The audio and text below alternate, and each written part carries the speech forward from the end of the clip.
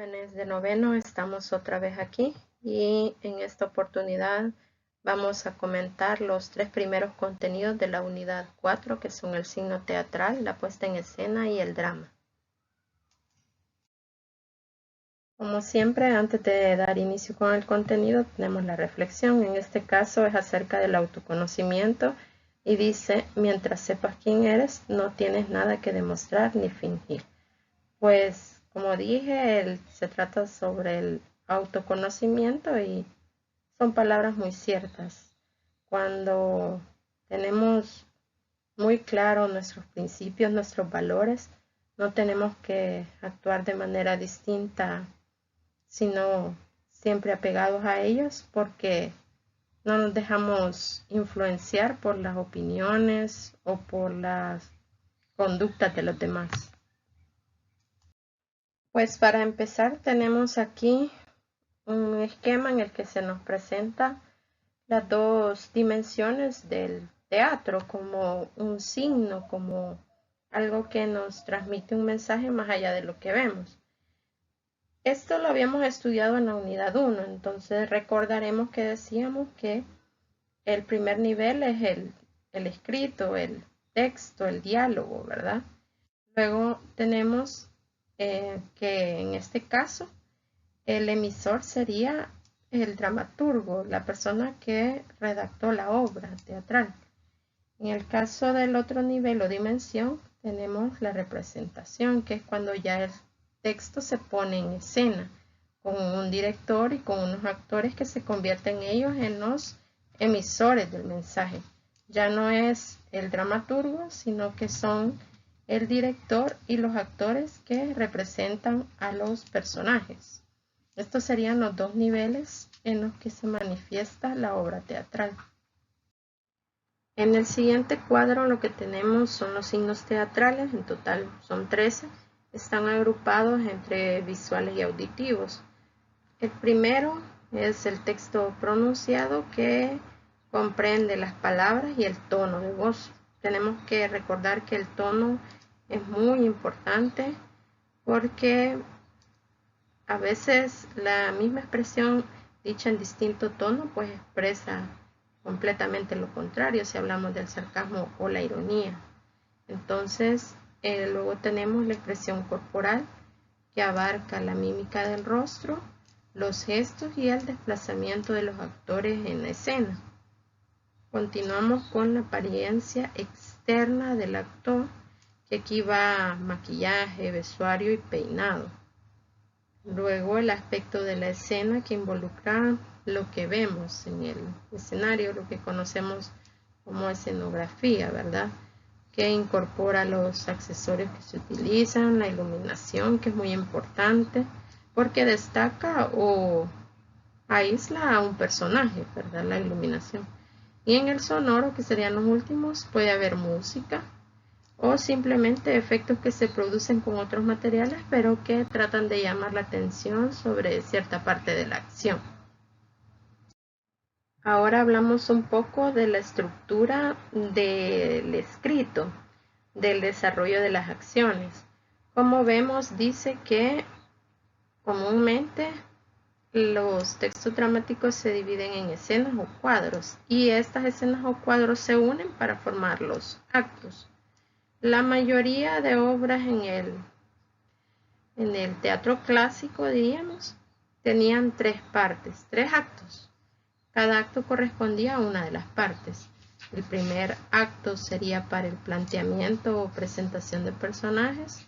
El acto 2 es para el desarrollo del problema o del conflicto.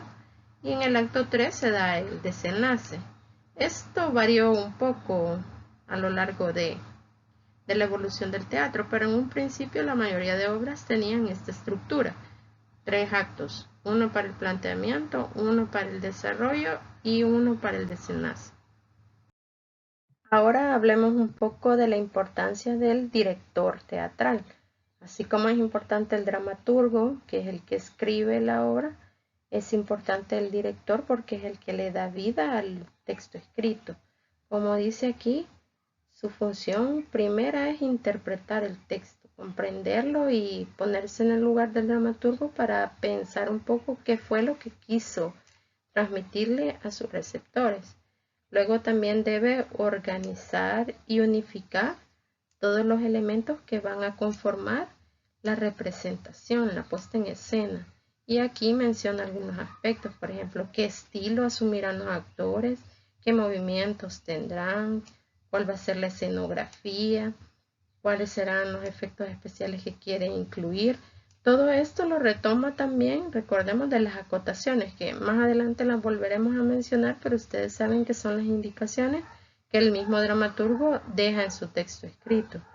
La finalidad, como ya había dicho, es comunicar un mensaje y que los espectadores pues reciban ese mensaje, ¿verdad? El público recibe ese mensaje. Bien, lo que encontramos ahora es el esquema de la comunicación que se produce en una representación teatral. El emisor, como ya había mencionado, sería el director y en cierto momento también los actores. El mensaje sigue siendo el texto teatral. El receptor ahora se llamaría público y no lectores, porque el texto no está escrito, sino está siendo puesto en escena por los actores y el director. Y el código lo constituirían todos los elementos que estuvimos mencionando, como el tono, la voz, los gestos, los movimientos, la escenografía, todo lo que acompaña al texto teatral. Entonces, este es el esquema de la comunicación que tiene lugar en una puesta en escena. Pasamos ahora a hablar de los códigos que se involucran en la representación teatral o la puesta en escena, y son dos. El lingüístico, que abarca los parlamentos, y también elementos adicionales a los que llamaremos paralingüísticos, como por ejemplo la entonación, cuya importancia ya habíamos mencionado, las pausas o los silencios que los actores incorporan en su representación. Luego también tenemos en el no lingüístico todo lo complementario, ¿verdad? Todo lo que se adiciona a lo primero, que serían elementos visuales, auditivos, espaciales, musicales, que complementan la representación en cuanto a los diálogos. Ahora comentemos un poco sobre el lenguaje en la representación teatral. Aquí las intervenciones que cada personaje tiene se conocen como parlamentos. Por lo general, bueno, en la actualidad son en prosa, pero hubo un tiempo en que predominaba el verso. Su objetivo es transmitir información. Recordemos que en este género literario no hay un narrador que nos diga lo que los personajes piensan, sino que es el personaje mismo el que nos cuenta lo que piensa o lo que siente a través de sus diálogos. Uno de sus objetivos es conmover al espectador dependiendo de qué tan literario o poético el lenguaje sea. Los diálogos, como ya sabemos, son conversaciones, dos o más personajes hablan entre sí. Los dialogismos los conocemos como los monólogos o soliloquios, que es cuando un personaje habla consigo mismo. En los apartes, que es cuando en una escena hay varios personajes y uno de ellos se aparta y habla sin que los otros lo escuchen o tal vez se dirige al público. Y las acotaciones, como ya habíamos mencionado, son las indicaciones que el escritor ha dejado para el director, ¿verdad? Se escriben entre paréntesis y en cursiva. En octavo grado estudiamos el estilo y hablábamos de dos tipos, el directo y el indirecto, porque esto es algo propio del género narrativo. En el narrativo hay valga la redundancia, narrador, que tiene dos opciones para contarnos lo que pasa. Usar sus propias palabras para decir lo que los personajes piensan o sienten, o dejar que sean los personajes los que lo digan por sí mismos. Entonces, en el teatro no es válido el estilo indirecto. No es viable, digamos así, que haya alguien más que nos cuente lo que los personajes piensan o sienten. Entonces, aquí en teatro siempre será estilo directo, porque siempre serán los personajes a través de diálogos o parlamentos los que expresen sus pensamientos o sentimientos. Pasamos ahora a hablar del drama. El drama, bueno, la palabra proviene del griego, que significa acción. Hace referencia a unos personajes que desarrollan acciones en un escenario. Esa es como la manera general de describir la palabra drama. Pero para nosotros lo que hoy estamos estudiando es como un subgénero del teatro que combina rasgos de tragedia y de comedia. Es por lo general con una temática seria. Pueden haber pasajes cómicos, pero no es como lo primordial. En el caso del final o desenlace, están las dos opciones. Puede ser un final, como decimos, feliz o desafortunado. No hay algo preestablecido sobre cómo debe ser el final en un drama. Lo que sí es que por lo general plantea temáticas de carácter social o ético. Lo que se busca es que el espectador reflexione. Entonces esto es un poco la descripción del drama como un subgénero del teatro, que sería un punto medio entre la tragedia y la comedia. Ahora, enumerando las características, diremos que los personajes no son héroes, no son personas extraordinarias, sino son seres humanos comunes con capacidades y limitaciones que tienen que afrontar. Las temáticas, como ya se mencionaba, pues plantea aspectos de carácter social y que suelen ser dolorosos, que les producen conflictos internos a los personajes. Y en cuanto al desenlace, ya lo habíamos dicho, puede ser o feliz o desafortunado. No hay algo ya dicho sobre cómo debe ser el final en un drama. Tenemos aquí un cuadro en el que resumimos aspectos importantes de la tragedia y la comedia. Esto porque, como decíamos, el drama es un punto medio entre ambos subgéneros. La tragedia ya la estudiamos en la unidad 3 y la comedia la estudiaremos en la unidad 5. Pero recordando, en la tragedia vemos personajes heroicos que luchan contra un destino que ya está establecido para ellos y que lo consideran adverso. Aquí sí tenemos un final que siempre será desdichado.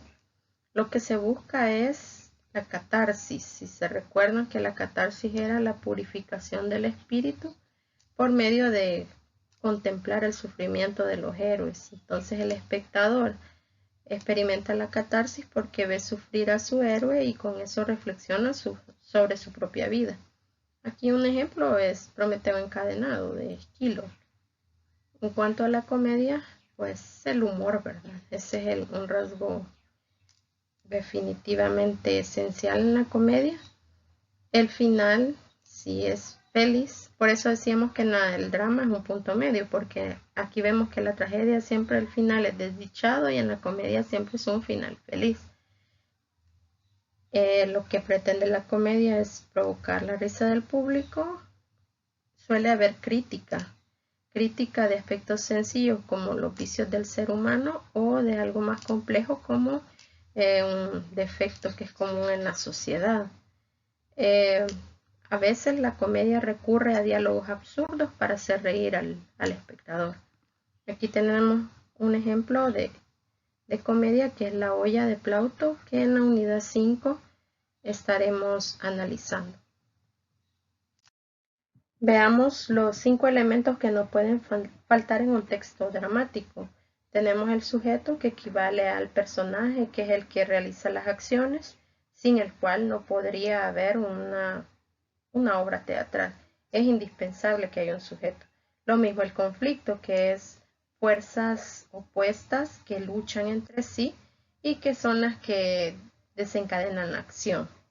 Tenemos pues la acción, que es como la progresión dramática, es decir, cómo se van desarrollando y resolviendo los conflictos y presentando pues las acciones. El entorno sería el ambiente, el espacio y el tiempo, el aquí y el ahora, donde se desarrollan las acciones de las que estábamos hablando. Y por último, la historia, que sería quizás un concepto más abstracto, porque aquí hablamos de argumento, de tema, es decir, las ideas que el dramaturgo quiso presentar. Para terminar, tenemos aquí las partes de la estructura física del teatro, algunas definiciones sobre los espacios que encontramos en un teatro. Está el foro, la parrilla, la orquesta, las bambalinas, la sala, el telar, el telón de boca y el telón de fondo, el escenario y el proscenio. Tienen aquí ustedes las definiciones. Sé que algunas resultarán nuevas, pero también sé que algunas ya son de su conocimiento. Esas tienen aplicación, como dije al principio, en la estructura, en el espacio físico del teatro. Bien, este ha sido el contenido. Si tienen alguna duda o comentario, pueden hacérmelo llegar. Ya saben ustedes a través de qué medios.